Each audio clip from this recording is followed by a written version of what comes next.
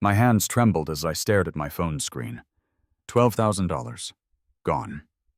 Just like that from my savings account I had worked 3 years to build.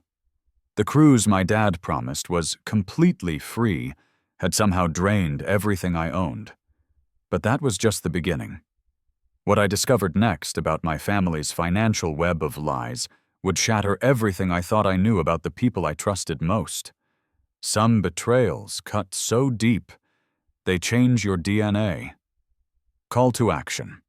Before we dive into this family financial nightmare that changed my life forever, I want to know where my amazing viewers are watching from today. Drop your location in the comments below, and smash that like button if you have ever dealt with family financial drama. Do not forget to subscribe and hit that notification bell because this story has more twists than a pretzel factory. And trust me, you will want to see how karma served justice on a silver platter. Now let me tell you exactly how my father turned my dream vacation into my worst nightmare. My name is Serafina, and 3 weeks ago I thought I was the luckiest daughter alive. Dad called me on a Tuesday evening, his voice bubbling with excitement, like a kid who had just won the lottery. He told me he had booked an incredible Mediterranean cruise for our entire family. Mom, my younger sister Melody, my brother-in-law Derek, and me. The best part. He claimed his company had given him this luxury vacation as a bonus completely paid for. "Serafina, sweetheart, pack your bags for 2 weeks in paradise," he said, his voice warm and convincing.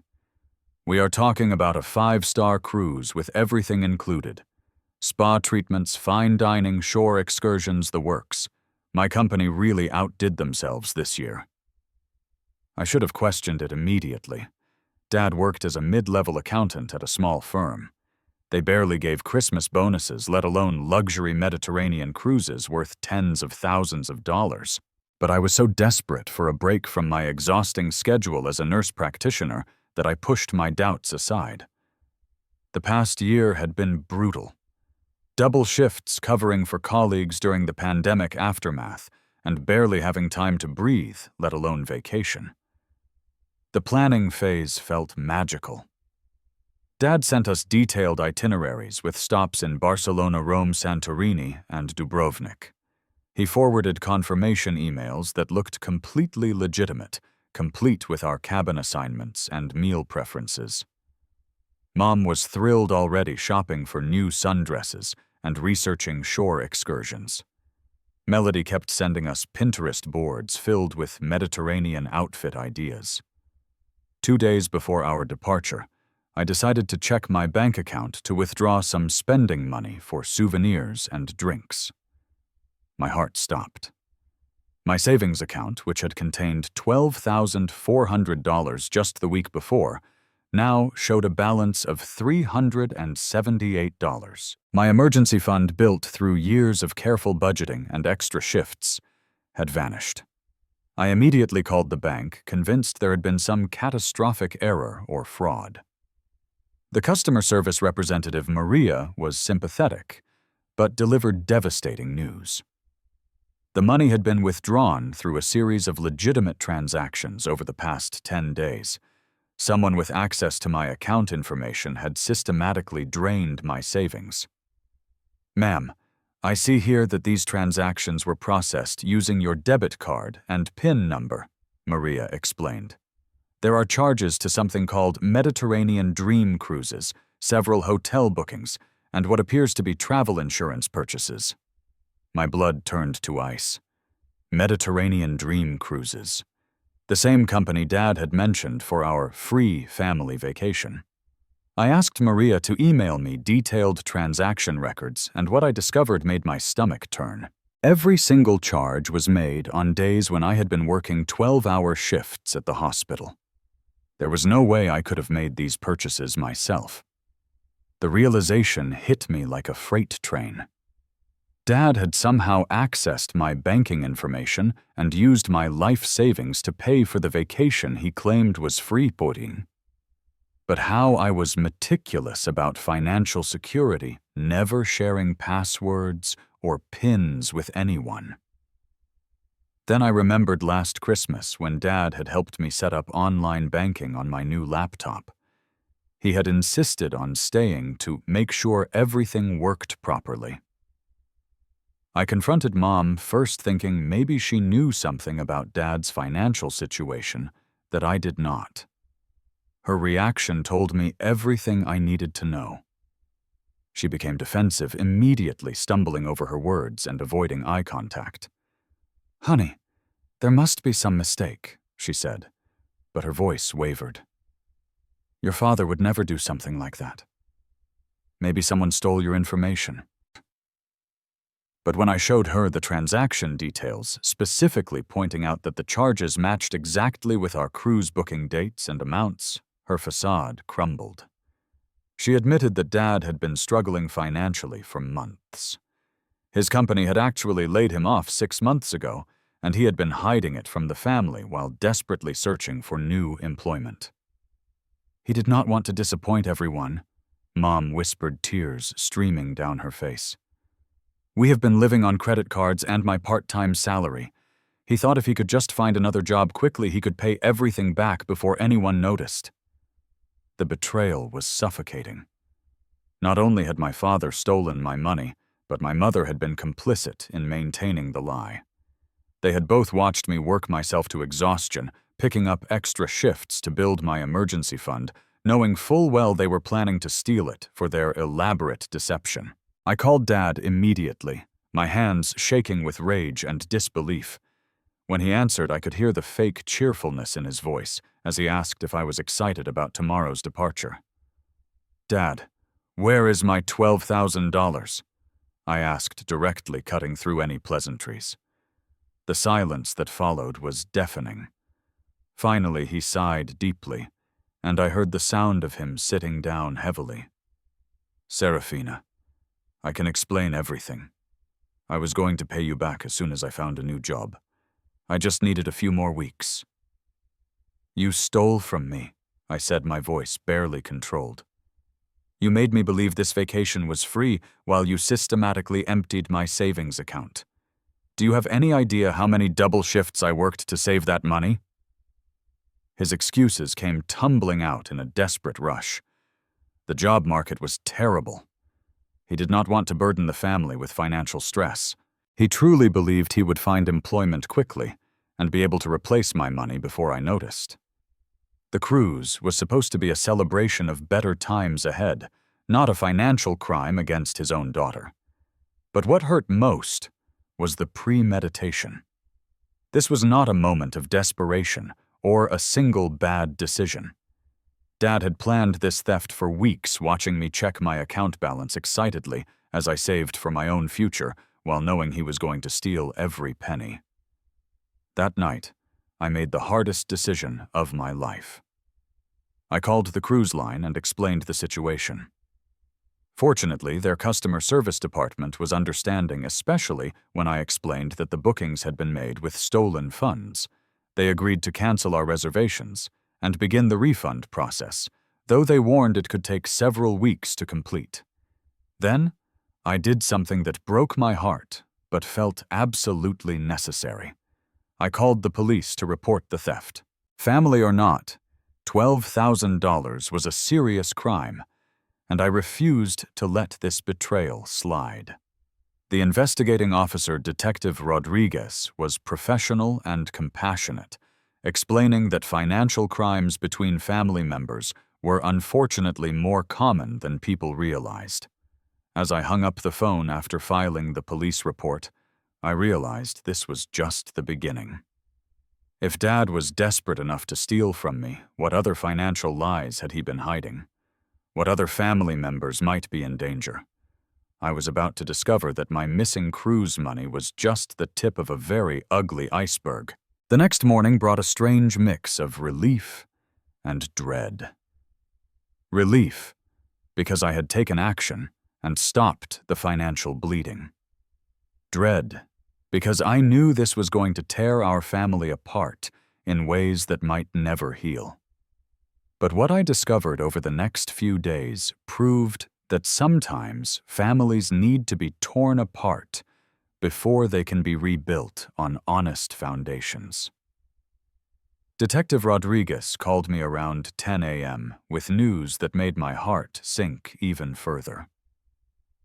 During their preliminary investigation into Dad's financial activities, they had uncovered what appeared to be a much larger pattern of fraud. My stolen $12,000 was not an isolated incident. It was part of a sophisticated scheme that had been operating for over a year.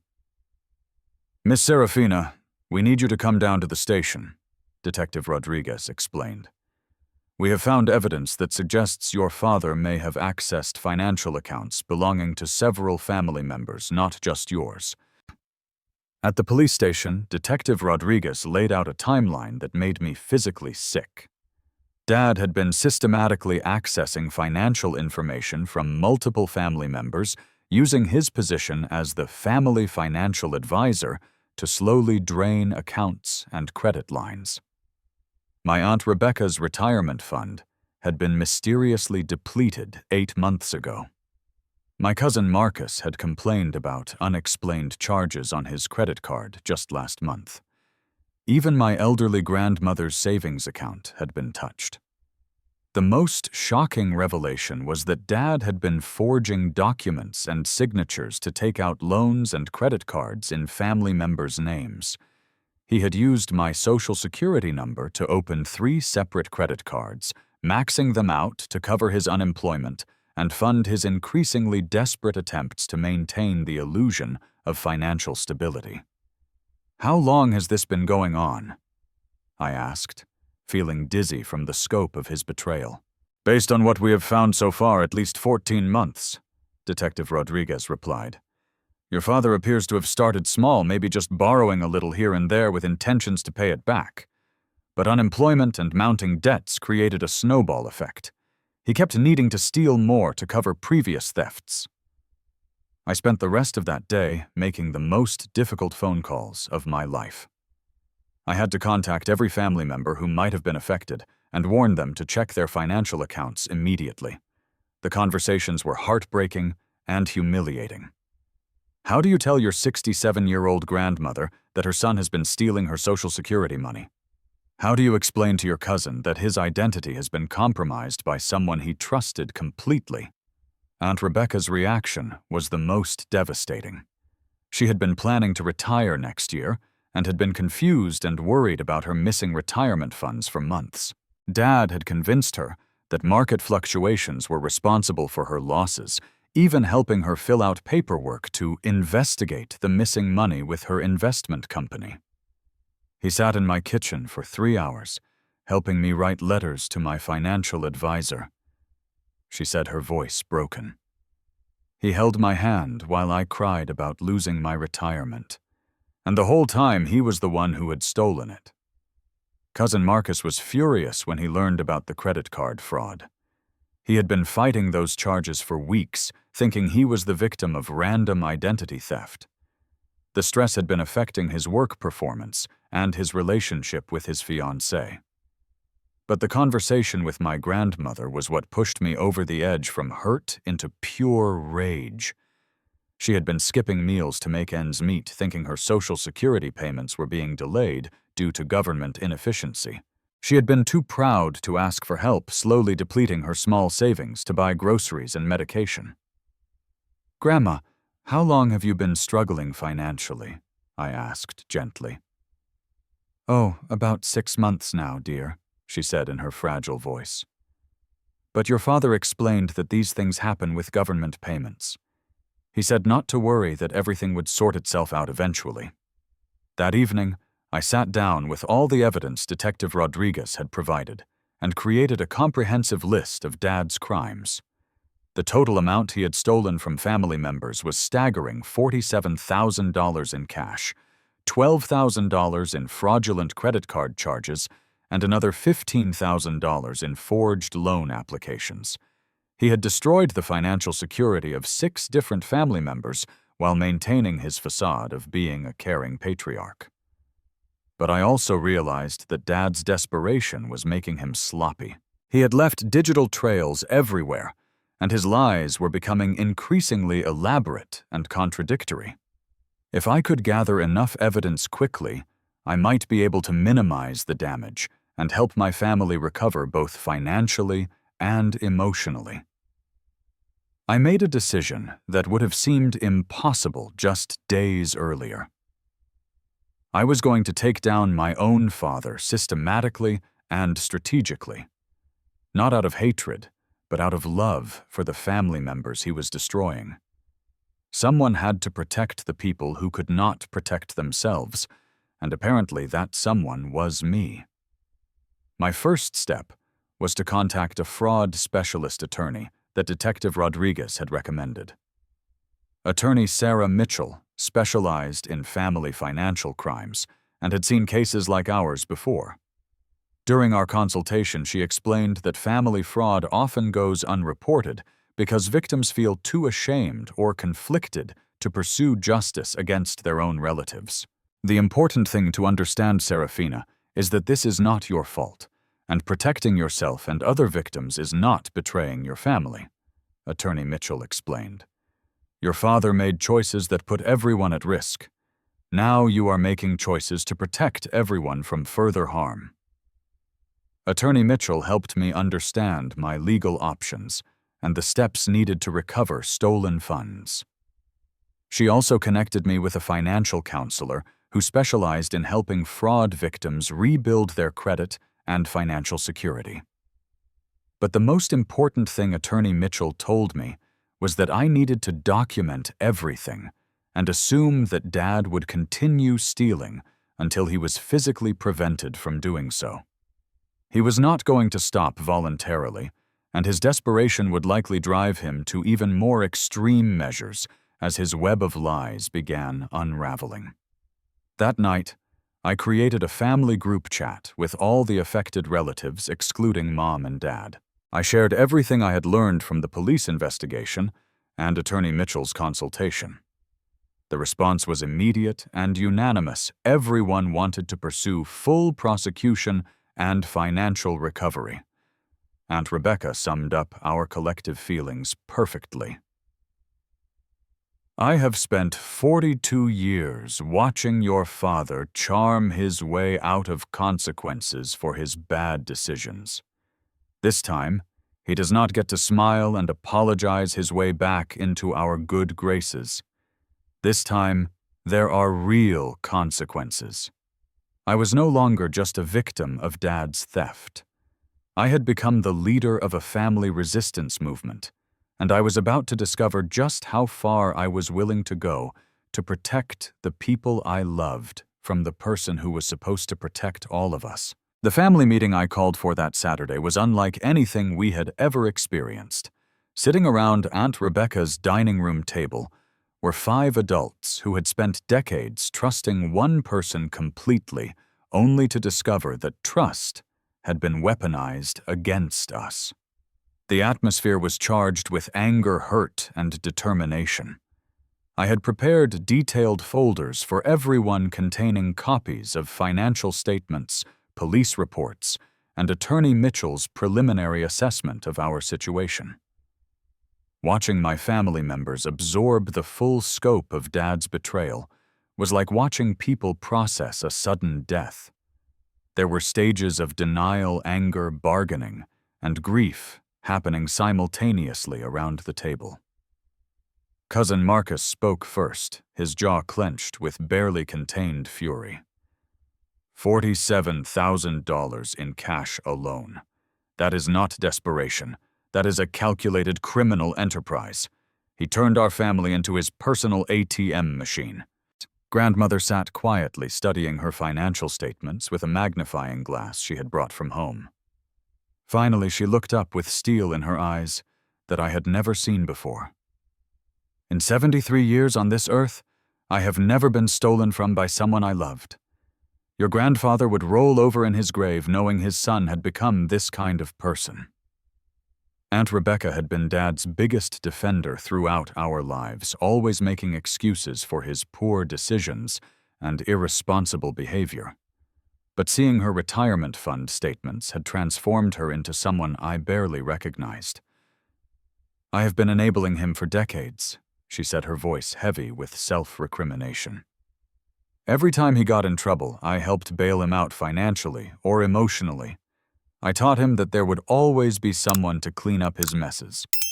My youngest cousin, Elena, who was only 19 and just starting college, had discovered that Dad had stolen her college fund money that her deceased father had left specifically for her education.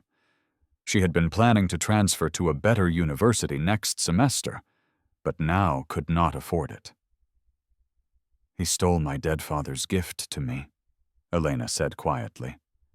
That money was not just for college. It was my father's way of taking care of me even after he was gone. Uncle stole my father's love. The emotional weight of Elena's words settled over us like a heavy blanket. This was not just about money anymore. Dad had violated something sacred, the financial security and trust that families build over generations. He had turned our protective instincts against each other and used our love as a weapon. But something remarkable happened during that meeting. Instead of falling apart, our family began to solidify into something stronger than we had ever been. We started sharing information and resources in ways that revealed just how much Dad had been manipulating all of us individually. Marcus revealed that Dad had borrowed money from him multiple times over the past year, always with elaborate sob stories about temporary cash flow problems. Elena admitted that Dad had convinced her to co-sign a loan application, telling her it was just a formality to help him consolidate some bills. Aunt Rebecca had been covering Dad's mortgage payments for 6 months, thinking he was just going through a rough patch. He has been playing us against each other, I realized aloud. He told each of us that we were the only one helping him, that everyone else was too selfish or too struggling to chip in. He made us all feel special while simultaneously making us feel guilty. Detective Rodriguez had warned me that family fraud cases often fell apart because relatives would get cold feet about prosecuting someone they loved. But looking around that table, I could see that was not going to be our problem. If anything, learning about the full scope of Dad's betrayal had made everyone more determined to see justice served. Attorney Mitchell joined us via video call to explain our legal strategy. She had been working with financial forensics experts to trace every transaction and document every fraudulent account. The evidence was overwhelming and undeniable.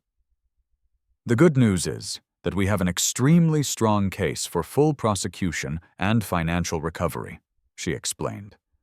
The bad news is that this process is going to take months, and it is going to get much worse for your family before it gets better. She warned us that Dad would likely escalate his behavior once he realized we were building a case against him.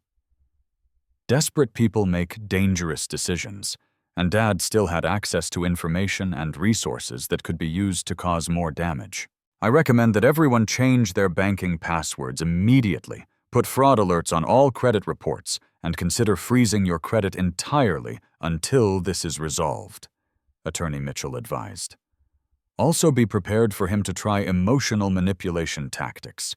He is going to apologize, make promises, and try to guilt you into backing down. Her warnings proved prophetic, sooner than expected. That very evening, Dad showed up at my apartment unannounced. I watched through my peephole as he paced back and forth in my hallway for several minutes before knocking.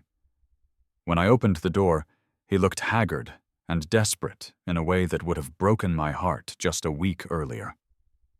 "Serafina, sweetheart, we need to talk," he said, trying to push past me into my apartment. "This whole situation has gotten completely out of hand." I stood my ground in the doorway, not allowing him entry. "There is nothing to discuss, Dad. You stole from me and from our entire family. The police are handling it now." What followed was a masterclass in manipulation that opened my eyes to techniques he had probably been using my entire life. He cycled through every emotional appeal he could think of, claiming he was suicidal, promising to pay everyone back immediately, accusing me of destroying the family, reminiscing about happy childhood memories, and finally threatening to disappear forever if I did not drop the charges. "You are going to send your own father to prison over money?" he asked, his voice breaking with practiced emotion. "After everything I have sacrificed for this family." But I had been preparing for this moment with Attorney Mitchell's guidance. "Dad, you sent yourself to prison the moment you decided to steal from your own children and mother. I did not make these choices. You did." He tried a different approach, claiming that Mom was having health problems and that the stress of legal proceedings might kill her. He insisted that he had already found a new job and could start making payments to everyone immediately. He even pulled out his phone to show me job offer emails that upon closer inspection were obviously fake. When emotional manipulation failed, he resorted to intimidation. He reminded me that he still had access to information that could complicate my life if I did not cooperate. He knew where I worked, who my friends were, and had enough personal information to potentially cause professional or social problems for me. "It would be a shame if your nursing supervisor heard about some of the things you got up to in college," he said with a smile that did not reach his eyes. That threat was his biggest mistake. Any lingering doubt I had about pursuing full prosecution evaporated completely. This was not my father anymore. This was a criminal who happened to share my DNA, and he was threatening to weaponize my past against me to avoid consequences for his crimes. I recorded our entire conversation on my phone following Attorney Mitchell's instructions about documenting any threats or manipulation attempts. Dad's transformation from loving father to calculating criminal was captured in real time, providing perfect evidence of his true character. After he left, I called Detective Rodriguez to report the threats, and Attorney Mitchell to update her on Dad's intimidation tactics. Both assured me that his behavior was typical for someone whose criminal scheme was falling apart. "The good news is that he just provided us with additional charges," Detective Rodriguez explained. "Witness intimidation and threats are serious crimes that will strengthen our case significantly." That night, I realized we had reached a point of no return. There would be no family reconciliation, no tearful forgiveness scene, and no return to the way things used to be. Dad had chosen to become an enemy of his own family, and we were going to treat him accordingly. The battle lines were drawn, and honestly, I was ready for war. The turning point came on a Wednesday morning when Detective Rodriguez called with news that changed everything. Dad had made a catastrophic mistake that would bring his entire criminal operation crashing down in spectacular fashion. "Serafina, we need you to come to the station immediately," Detective Rodriguez said, his voice carrying an urgency I had not heard before. "Your father just tried to withdraw $25,000 from your grandmother's retirement account, and the bank's fraud detection system caught him red-handed." At the police station, I learned that Dad's desperation had driven him to attempt his boldest theft yet. He had walked into grandmother's bank branch with forged documents claiming to be her financial power of attorney and attempting to liquidate her entire retirement fund. The bank manager had become suspicious when Dad could not answer basic questions about grandmother's account history and had stalled him while calling the police. "The beautiful thing is that we have him on security camera committing attempted grand theft," Detective Rodriguez explained, showing me clear footage of Dad at the bank counter. "He is wearing a suit, carrying a briefcase full of forged documents, and there is absolutely no way he can claim this was a misunderstanding." But the story got even better. While Dad was busy trying to steal from grandmother, our family fraud investigation had uncovered something that made my blood boil and my heart race with vindication simultaneously. Dad had not been unemployed for 6 months like Mom had claimed. He had been fired for embezzling money from his accounting firm. Attorney Mitchell had subpoenaed Dad's employment records as part of our civil case, and the results were stunning. Dad had been systematically stealing from his employer's client accounts for over a year, using the same techniques he had used on our family. His former boss, Mr. Patterson, had been building a criminal case against him when Dad suddenly resigned, claiming he had found a better opportunity. "Your father is not just a family fraud specialist," Attorney Mitchell explained during our emergency meeting. "He is a career criminal who has been perfecting these techniques in professional settings. The accounting firm has agreed to cooperate with our investigation and provide expert testimony about his methods." The scope of Dad's criminal enterprise was staggering. He had stolen approximately $84,000 from his employer, $47,000 from our family, and had attempted to steal another $25,000 from grandmother's retirement account. This was not desperation. This was a criminal lifestyle that had been escalating for years. But what made me feel victorious rather than heartbroken was learning about the sophisticated planning behind his crimes. Dad had been studying our family's financial habits for months, taking notes about our banking schedules, our security practices, and our emotional vulnerabilities. He had files on his laptop containing detailed information about each family member's financial situation, complete with strategies for accessing our accounts and manipulating our emotions. Detective Rodriguez showed me printouts from Dad's computer that read like a criminal instruction manual. There were notes about grandmother's memory problems and how they could be exploited. There were observations about my work schedule and when I would be too tired to notice financial irregularities. There were even personality profiles of each family member noting our individual weaknesses and how to exploit them for financial gain. This level of premeditation is going to make prosecution very straightforward, Detective Rodriguez explained. Your father documented his own criminal intent in extraordinary detail. The evidence was so overwhelming that Dad's public defender recommended he accept a plea bargain rather than go to trial. But our family had other plans. We wanted a full trial with complete transparency about his crimes. We wanted everyone to know exactly what he had done and how he had done it. During the arraignment, I sat in the courtroom watching Dad in his orange jumpsuit looking small and defeated behind the defendant's table. For a brief moment, I felt a flicker of the old sympathy that had allowed him to manipulate me for so many years. Then I remembered grandmother skipping meals and Elena losing her college fund, and my resolve hardened like steel. The prosecutor district attorney, Sarah Chen, was clearly relishing the strength of her case. Your Honor, the defendant stands accused of multiple counts of identity theft, fraud, embezzlement, and elder abuse. The evidence includes security camera footage, documented confessions, and a computer full of premeditated criminal plans. This is one of the most well-documented fraud cases our office has ever prosecuted. Dad's public defender tried to argue for reduced charges based on his temporary financial difficulties, but D.A. Chen shut that down immediately. Your Honor, these were not crimes of desperation.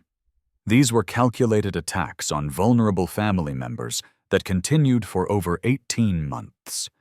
The defendant maintained detailed files on his victims and systematically exploited their trust and love for financial gain. The judge set bail at $75,000, which Dad could not afford. As they led him away in handcuffs, he looked directly at me with an expression I had never seen before: pure hatred. The loving father mask had finally slipped completely, revealing the cold criminal underneath. Outside the courthouse, our family gathered for an impromptu celebration that felt both cathartic and surreal. We were celebrating the arrest of someone we had loved for decades, but we were also celebrating the end of his ability to hurt us. I feel like I can breathe again, Aunt Rebecca said, tears streaming down her face. For the first time in months, I do not have to worry about what financial emergency he is going to create next. Elena was practically glowing with vindication. Did you see his face when the judge read all those charges? He finally realized that his charm and manipulation were not going to work anymore. But the most satisfying moment came when Mom called me that evening. She had been conspicuously absent from the courthouse, and I had been wondering how she was processing Dad's arrest. "Serafina, I owe you an enormous apology," she said, her voice heavy with shame and regret. "I have been enabling your father's behavior for decades, and I almost let him destroy all of you in the process." She revealed that she had been finding evidence of Dad's crimes for months, but had been too afraid and too conditioned to his manipulation to take action. She had discovered forged documents in his desk, had overheard phone conversations about fake job offers, and had even seen him accessing other people's financial information on his laptop. I told myself that if I just supported him and helped him get back on his feet, everything would go back to normal, she admitted. But there was no normal to go back to. He had been lying and stealing for so long that I do not even know who he really is anymore. Mom's admission was the final piece of vindication I needed. Even his most loyal supporter had finally recognized that Dad was not a victim of circumstances. He was a predator who had systematically betrayed everyone who loved him. The weeks following Dad's arrest brought a cascade of consequences that revealed just how deep his criminal web had extended. It was like pulling on a loose thread and watching an entire fabric unravel, except the fabric was built from lies, manipulation, and stolen money. Attorney Mitchell called me with updates that seemed to get more shocking each day.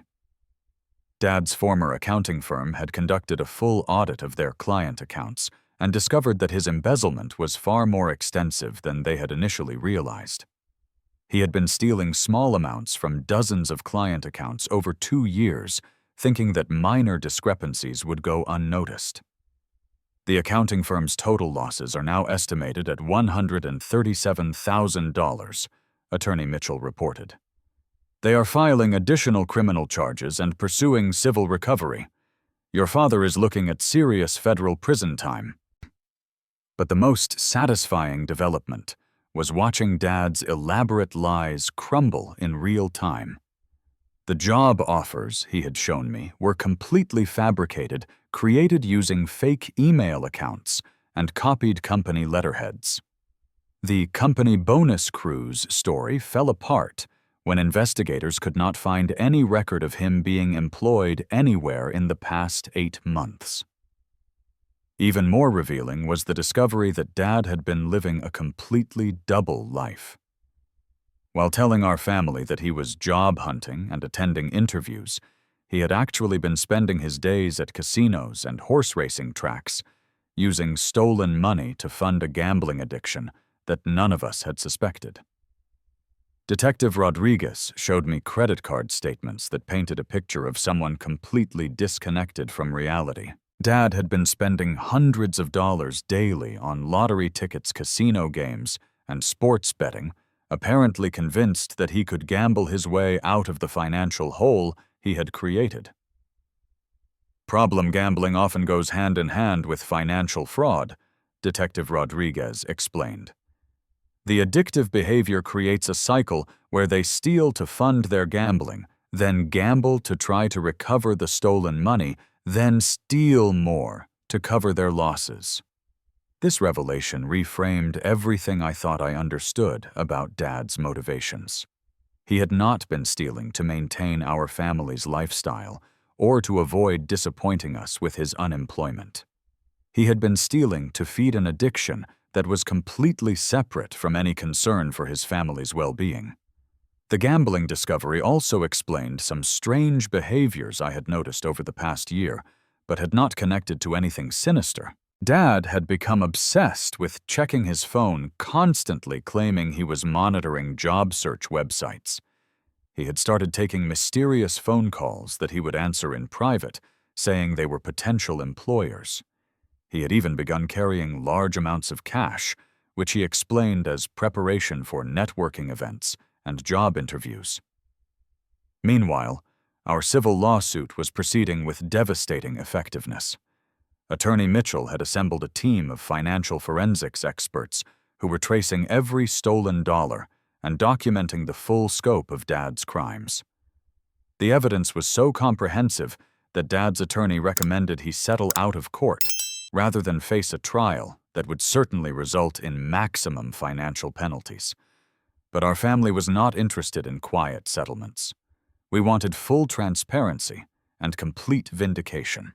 We wanted everyone to know exactly what Dad had done and how he had done it, both as a warning to other families and as a deterrent to anyone else who might consider similar crimes. The most emotionally satisfying moment came when the court ordered Dad to liquidate all his assets to begin repaying his victims. Watching him lose his car, his watch collection, and his precious golf clubs felt like justice being served with surgical precision. Every luxury item he had purchased with stolen money was being taken away and sold to compensate the people he had hurt. Grandmother's reaction to Dad's asset seizure was particularly gratifying. "Good," she said with grim satisfaction. "Let him see how it feels to have his security stripped away by someone he trusted." The criminal trial itself was a masterpiece of prosecution that exceeded even my highest hopes for justice. D.A. Chen had built a case so airtight that Dad's defense attorney spent most of his time trying to negotiate reduced sentences rather than disputing the evidence. The courtroom was packed with family members, former colleagues from Dad's accounting firm, and even some of his gambling associates who had been subpoenaed as witnesses. Watching him face the full scope of people he had betrayed was incredibly satisfying. The most powerful testimony came from Elena, who spoke about losing her college fund with a poise and dignity that made Dad visibly squirm in his seat.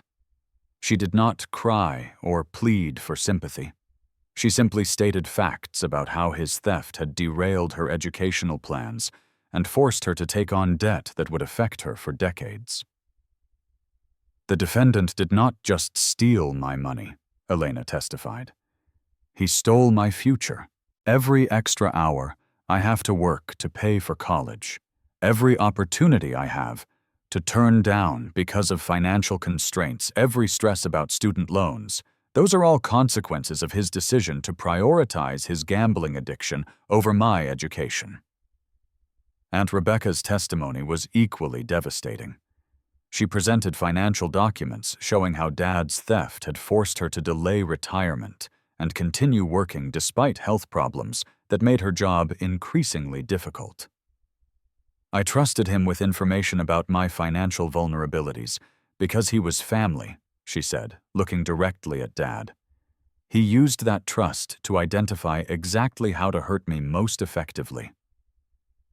But the testimony that seemed to affect the jury most profoundly was grandmother's account of skipping meals and rationing her medication because she thought her Social Security payments were being delayed. Her quiet dignity and obvious vulnerability created a stark contrast with Dad's elaborate criminal planning.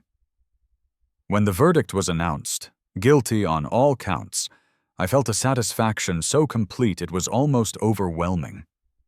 Dad was sentenced to 7 years in federal prison with requirements to pay full restitution to all victims, plus additional penalties for elder abuse and fraud against family members.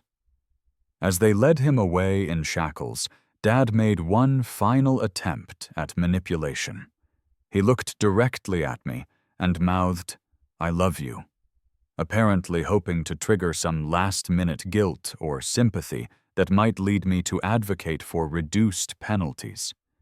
Instead, I mouthed back, "Actions matter more than words," and watched as his face crumpled in defeat. After decades of using our love against us, he was finally learning that love without trust and respect is meaningless.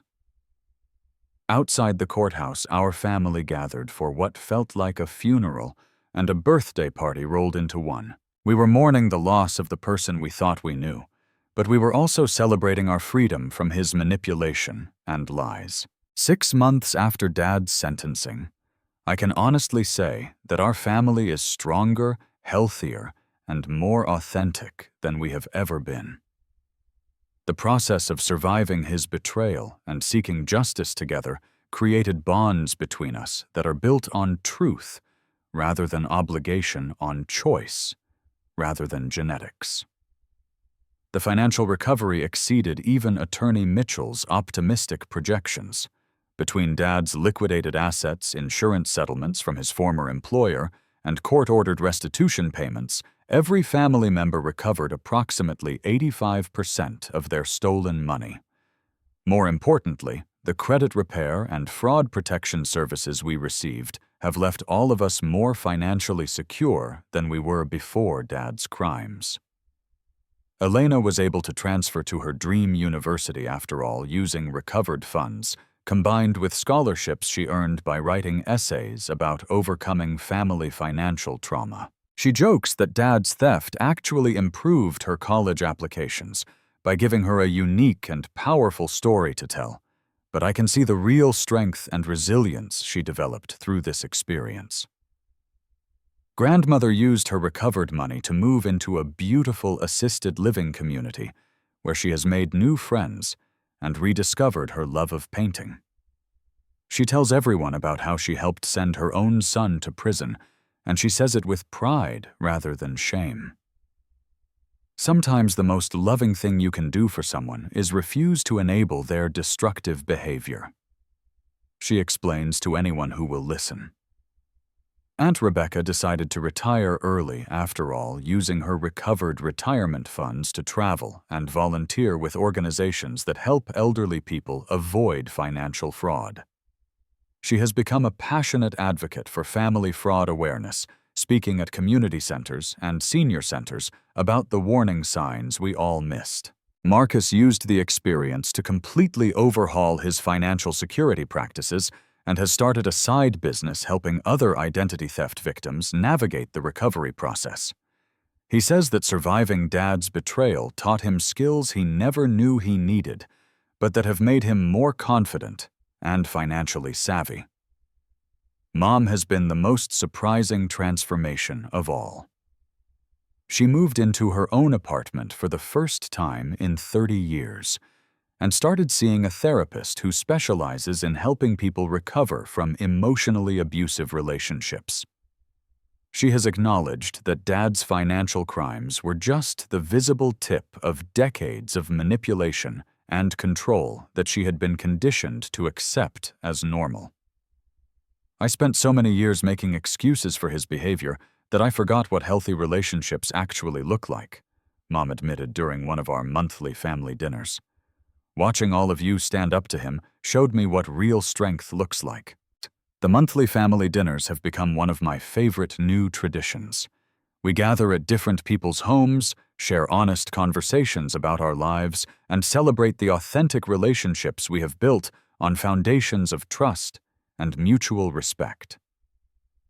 These dinners feel more like real family than anything we experienced during Dad's reign of manipulation. But perhaps the most meaningful change has been in my relationship with myself. Standing up to Dad taught me that I am capable of protecting myself and others even when it requires difficult decisions and emotional pain. The confidence I gained from successfully navigating this crisis has influenced every aspect of my life, from my career to my romantic relationships to my friendships. I have also learned to trust my instincts in ways I never did before. Dad's manipulation had trained me to doubt my own perceptions and to prioritize keeping peace over seeking truth. Now, I listen to that inner voice that warns me when something does not feel right, and I am not afraid to ask difficult questions or demand honest answers. The legal victory was satisfying, but the personal growth has been life-changing. I know now that family is not just about blood relations. It is about people who choose to love and support each other through both good times and difficulties.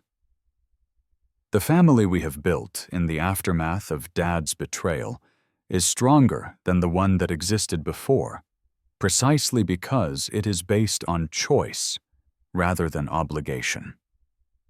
We still get updates about Dad's situation in prison, though none of us maintain any contact with him directly. According to his court-appointed social worker, he has been attending gambling addiction counseling and financial responsibility classes, though there is no way to know whether his participation is genuine or just another manipulation strategy aimed at early parole. Honestly, it does not matter to any of us whether Dad ever changes or acknowledges the full scope of harm he caused. We have moved forward without him, and our lives are immeasurably better for his absence. Sometimes the most loving thing you can do for yourself and others is to refuse to tolerate behavior that causes harm regardless of who is causing it. The experience has also made me passionate about helping other families recognize and respond to financial abuse. I have started volunteering with a non-profit organization that provides resources and support to families dealing with fraud and financial manipulation. Every month, I speak with people who are struggling with the same feelings of betrayal, confusion, and guilt that I experienced. The most common question I get is whether I regret pursuing criminal charges against Dad. The answer is absolutely not. Holding him accountable for his actions was not an act of revenge. It was an act of love for the family members he was destroying, and an act of protection for future potential victims. Justice is not always about punishment. Sometimes justice is about stopping harmful behavior and creating consequences that prevent future harm. Dad's prison sentence did not just punish him for past crimes, it also protected our family and his former employer's clients from ongoing victimization. Looking back, I can see that this entire experience was a masterclass in recognizing manipulation, standing up for what is right, and building authentic relationships based on truth and mutual respect. The financial theft was devastating, but the personal growth and family transformation that resulted from overcoming it have been invaluable. As I finish telling this story, I want to hear from all of you watching. Have you ever had to choose between family loyalty and doing what is right? How do you handle relationships with people who betray your trust, but expect continued support because you are related?